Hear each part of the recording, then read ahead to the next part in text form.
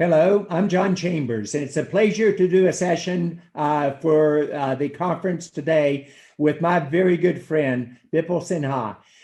When I look at somebody's background and think, can you make an interesting fireside chat? You want somebody that has a great education. You want somebody who's been there and done it before, that can bring lessons learned and mistakes made in ways that others cannot. Bipul, I look at your background. First of all, I want to congratulate you on your fashion designer. You're putting me to shame with my dark blue jacket. That looks great, young man. But I look at your background, from one of the top IITs in India, MBA Wharton School of Business. You were an engineer at great companies, both small companies and big companies like Oracle and IBM. You've done your own startups before. You are a VC, and you've been with two major VC companies, and Lightspeed, which is one of my very favorite in the world, with Barry leading that group, is amazing. Second only, Jamie, to your company, March Capital, obviously, in terms of my favorite group. But Bipul, you are a great friend, and we'll have a lot of fun today talking about the direction, lessons learned, etc. And it truly is an honor to be your mentor, your coach, your strategic partner, and an investor as well. So welcome to the session, Bipul. Thanks, John. Real pleasure to be here with you. Tell us your 1 to 2 minute elevator speech about how you got through all those areas I just covered, and how did you end up running a Rubrik, and what attracted you to move from what was very secure in the venture world, having done startups, to really leading this company? So on my background, I grew up in India, and like many Indian immigrants, came to America to write software. And this was like 24 years ago. And first 10 years was spent in writing code, a lot of time at Oracle, building Oracle database kernel. And at some point, I thought that I want to look at businesses more holistically and not just confine myself to engineering. So I decided to kind of go to business school and get formal education around business, and like really have the underpinning about how to think about a strategy, market, etc. And then I went into venture capital, and I was very privileged to be part of few companies that really scaled to be a very, very large company. I was the first investor board member of Nutanix, plus a number of other companies. And about 7 years ago, I felt like that I'm preaching things that I've not done. I've not taken the entrepreneur's journey. And given my operations background and with venture capital, I felt like I was ready to go really build an enduring institution. And we started Rubrik with that vision, and really set the foundation for a company that would last the next 30, 40 years. I love the dreams, the aspiration, overcoming challenges and opportunities, and always being curious to do new things. The first time we met, you got recommended by everybody in the industry about being one of the hottest companies in America, and a company I needed to really get to know, and if you were willing, coach and invest in. And then when we talked about what you were doing, I said, I'm not sure that's that exciting. And yet I kept watching. Every audience you presented to was sold out. Customers' momentum was amazingly good. And then finally, you had the patience to bring me along, that you're really a platform play in a position for the future in terms of your company. If you will, with the audience, both share what you all do that is so unique. And you know what I'm doing with this audience also. It's so important, each one of our great startup companies you're going to be seeing over this conference, able to say, here's how we're really different, and here's why it's important. Bipul, if you will, kind of educate the audience in terms of what is it that Rubrik really does, and why it's more of a platform play than perhaps what people might understand initially, and why everybody's so excited about your company. Sure. Rubrik is an enterprise data management company. We help our customers to recover from ransomware, to deliver the data governance, data compliance, and really mobilize their data across multi-hybrid cloud. If you think about what is going on in overall tech industry, there is a huge rush to productivity. Every business, every sector around the world is going through digitization to really increase productivity, be more competitive, be more reactive to their own customer needs. And as you know, as the more digitization is happening, there's an explosion in terms of the scope and volume of data. And when it comes to data, there is a need to not only keep the application up all the time by delivering data for recovery, but also look into the data and deliver compliance, GDPR, SEC 17, and HIPAA compliance. Plus, as enterprises are taking the cloud journey, how do you make sure that the data is orchestrated across on-premises and cloud? So this is a significant problem for across the industry, every business that has any application, and we are actually helping them solve these problems. And in the last 7 years, the Rubrik has gone from 0 employees to over 1,600 employees. Product is installed over 50 plus countries. We have over 3,000 customers worldwide, and we are doing like hundreds of millions in revenues. And we have over 200 customers that have spent over $1 million with Rubrik. So in a short period of time, we have been selling for about 5 years. We have been very lucky to have high customer traction and also industry recognition. Well, I'm excited about your future, obviously, as an investor, and whether you think about an IPO or a SPAC or whatever, the future gets very excited. You're already, I don't know if you ever share the number, but a multiple billion-dollar valuation on the company is in terms of the market. When you really think about what you're going to look like in 5 years, how would you describe that? As I said earlier, John, I want to build an enduring institution, a company that will last longer than my professional career and set the foundation so that other people aspire to be the CEO of Rubrik. And that's my goal. In the next 5 years, we definitely want to be a public company and continue to build from there. Going public is not the goal, it's a milestone on a long journey to, again, really create an enduring company. Yesterday in talking with Jamie Montgomery, we talked about how do you scale a company and their break points, which you saw as a VC at 150 people, 500, 1,500, 5,000. And you've both coached companies through that, you've been involved with them, et cetera. How do you really scale the company? What are the lessons learned and mistakes made? But how do you attract, especially in this pre-COVID, post-COVID world, the talent and the resources you're going to need on a global basis? And has that changed dramatically over the last year and a half in terms of how you think about it? So scaling the company is all about continually transform the people, culture, and the context.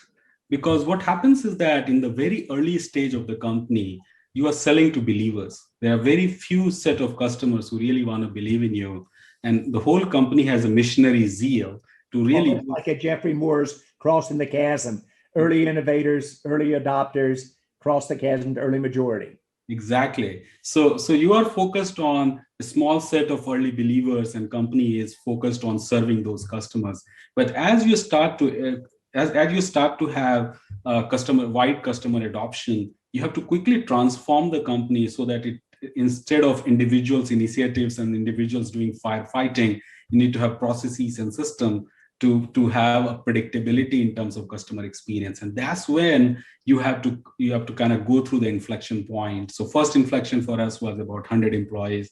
Second inflection that happened around 300-400 employees. Third inflection was around 700-800 employees. And now crossing 1,500, we are going through the next level of inflection. And it is all about creating processes and structures. A lot of people associate, particularly in Silicon Valley in the early stage, processes means bureaucracy. Yeah. But in fact, processes make you go faster. Processes make you go innovate faster. Processes make your customers more confident about your offering, your product and technology. And as the COVID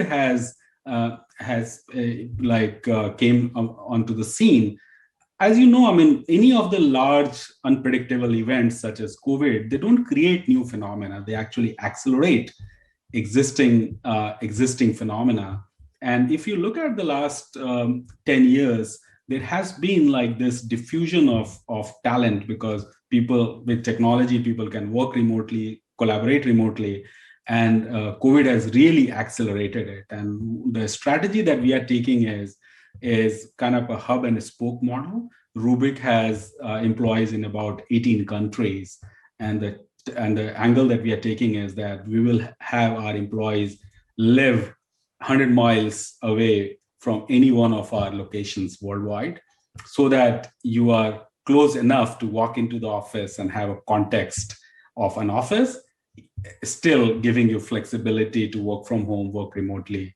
So it's kind of like a hybrid talent approach strategy that we are taking. It's fascinating because I actually think that's going to be the predominant one.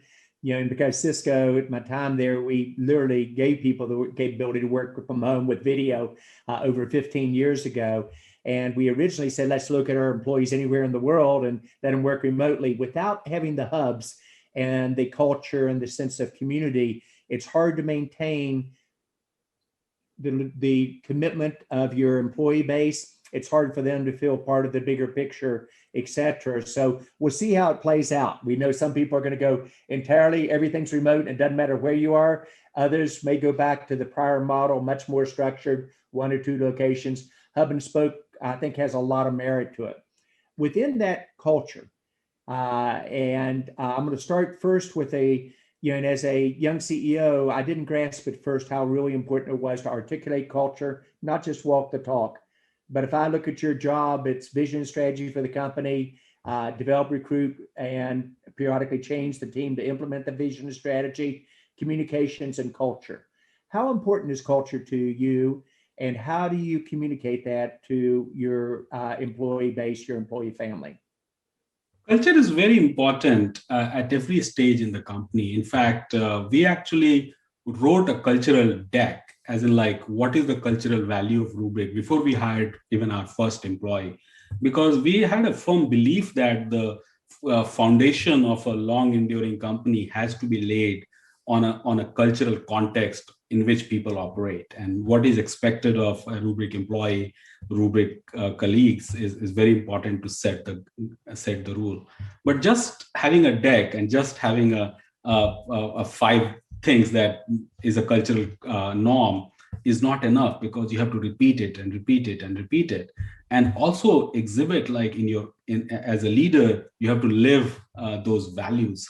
And what we did was, every few months, as we hired more and more employees, there was a year that we hired 50% of us were new. And so what we did was, on every Monday when we had a new hire training, new hire welcome, we'll go and repeat the cultural context and challenge people to think the Rubrik way, where you're not thinking about to make me happy or your boss happy or making Rubrik happy all the time.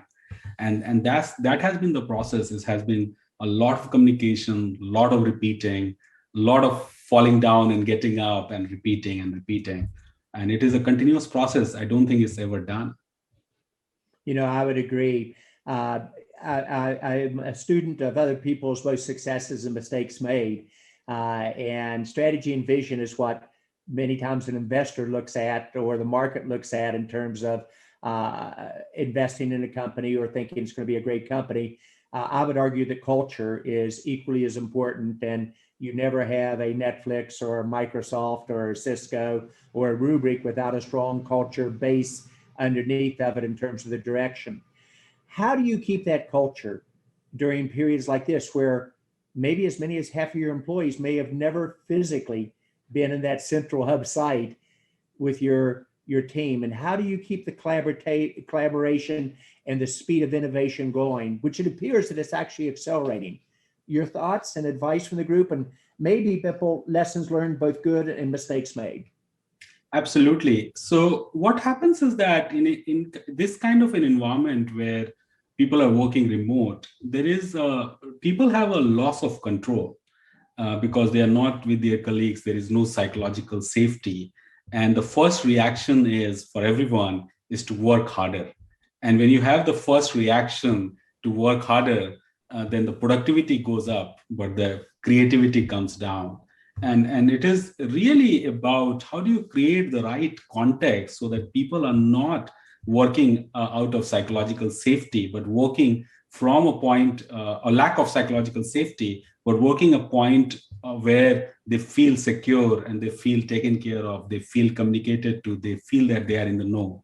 So as a leadership team, the job is to have many touch points across digital channel so that, and very frequently, so that the context of why we are doing what we are doing is clear to them.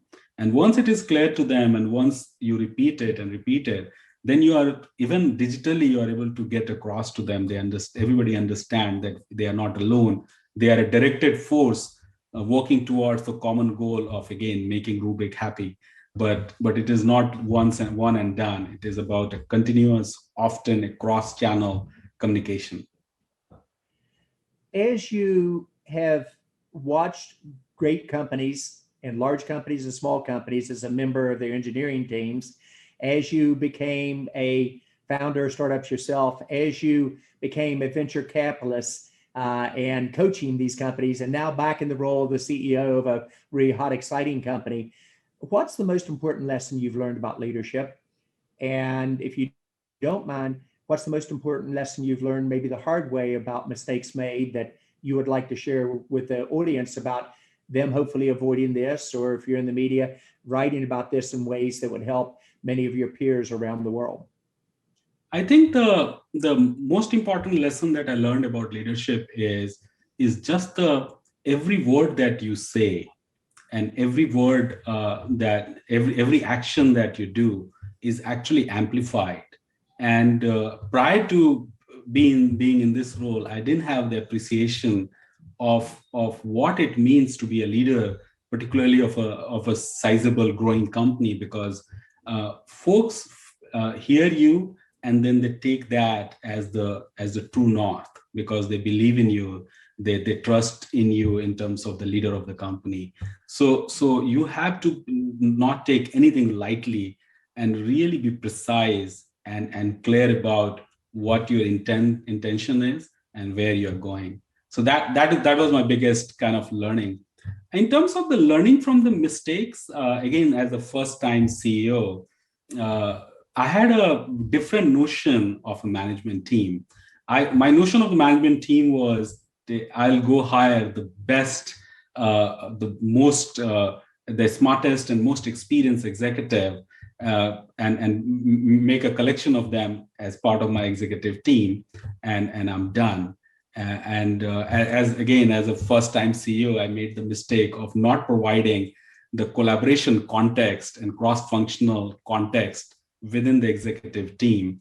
And as a result, we had great individuals, but not an awesome team. And I realized my mistake, and we went back and really spent a lot of time every week as a team, and created context of collaboration and how we work together cross-functionally. What is the method of interaction, and swim lanes and cross swim lanes and all of that. And it had a significant impact on our business. So that was my biggest learning, probably the hard way. It is in many ways. I think we remember perhaps our hard lessons learned more than we do our successes. When I interview people, I'll always ask them, especially if I'm going to get them to join one of our companies, what was the biggest mistake made and what was the lesson takeaway from it. Jack Welch, who was the legendary CEO one generation in front of me at GE, fell in love with Cisco because we did so many things technology-wise with the internet that he could use to change his company.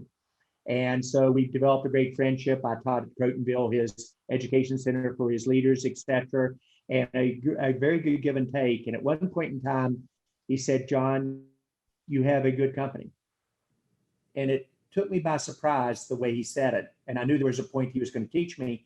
And so I bit on the challenge of, Jack, I thought we do have a great company. I'm not being overconfident, but we're about to become one of the most valuable companies in the world. We've created 10,000 millionaires. We won every corporate social responsibility award there is to win. I'm real proud of the team. We're hopefully not overconfident, but we believe we're almost impossible to beat. What does it take to have a great company? And he said, "John, a near-death experience." And I said, "I had that in 93, 97, et cetera." He said, "No, you haven't." And he said, "When you have it, you will know it." And I had it in 2001. We went from the most valuable company in the world to people questioning, can I run the company?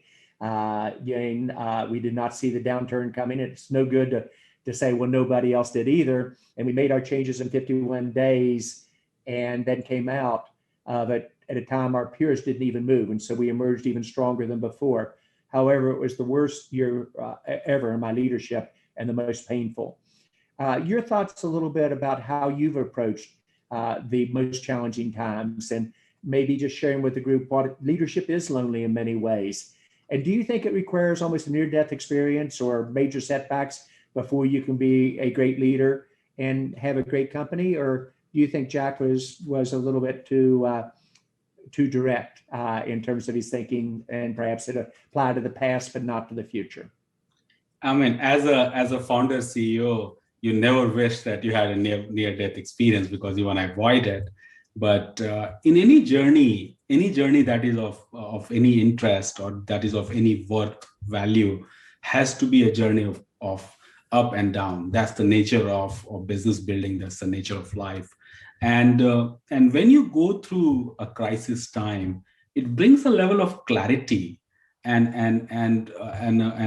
a self kind of awareness that you don't find in a go-go environment. In a go-go environment, you feel like you're making decisions, and even if your decisions are suboptimal, the market environment and everything else propels you, and you never realize the real impact of your decision and direct impact of the decision in the outcome in a very near term. And when you have a crisis, then everything becomes clear to you.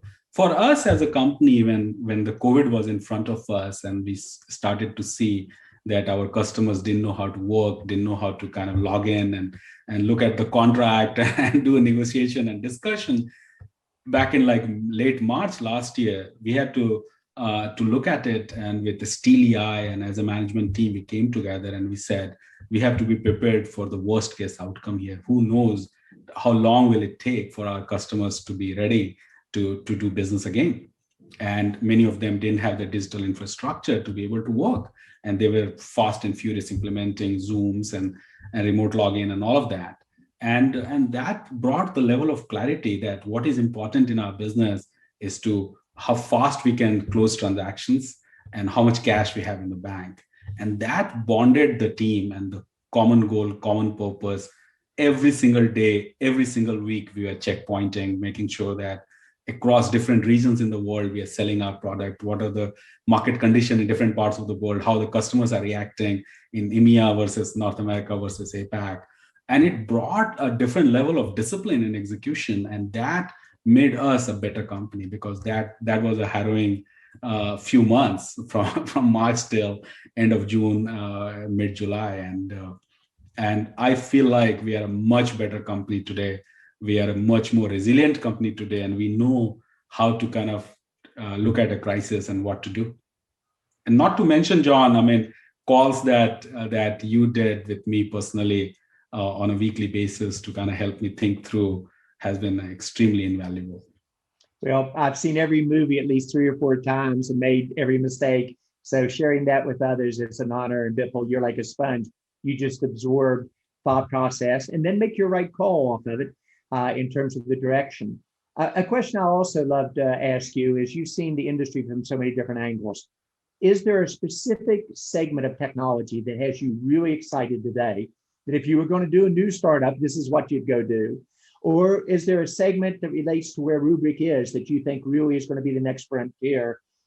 Just kind of educating all of us, including myself and the audience, what excites you about the next 5 years in the category of technology? And is there a specific hot new one you're really excited about?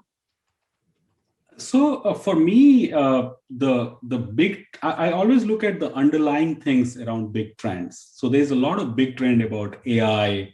There's a big trend around security. But if you look at underneath it all, it's all about data. And ability to manage data at the intersection of digitization and security is going to be a hot space for a very, very long time to come. And Rubrik, in Rubrik, we are really lucky to be at the center of it, because as the IT department's use and need of data is expanding and exploding, going from keeping the data copy for recovery purposes to now compliance, governance, security, mobility, and application development digitization, there is going to be a significant pressure in terms of how you holistically manage data in the presence of cyber attack, and how you deliver data to the right user at the right time on the right platform for the right use is going to be huge. And we are just in the beginning stage. I mean, whether it's artificial intelligence, whether sending a satellite to moon, everything will be driven off data. And that's where the action is going to be. The last question, Bipul, is one around, is there a particular lesson in leadership and leading an organization through the ups and through the challenges, which are inevitable, that you wish you had learned earlier? For me, the late president of Israel, Shimon Peres, and at 94 years of age, he was so much smarter than I am now. It's amazing how he was able to grasp concepts. But he basically said, John, I'm going to challenge you to think more like a teenager. Remember what it was like when you had no fears and you were learning to do things, and you thought you could be an NBA basketball player or CEO of a company or whatever. And to have that type of attitude in your business is very key. I got criticized at Cisco, and at the time I thought rightly so, for occasionally spreading the company a little bit thin or dreaming too big. Actually, if I had it to do over again, I would have probably spread us thinner with good process behind it and dreamed even bigger and taken actually more risk. Lesson learned for you that you could leave the audience with, and the last comment that will go on in our panel? Absolutely. So if you think about the way we live in two states. There is a known state and there is an unknown state.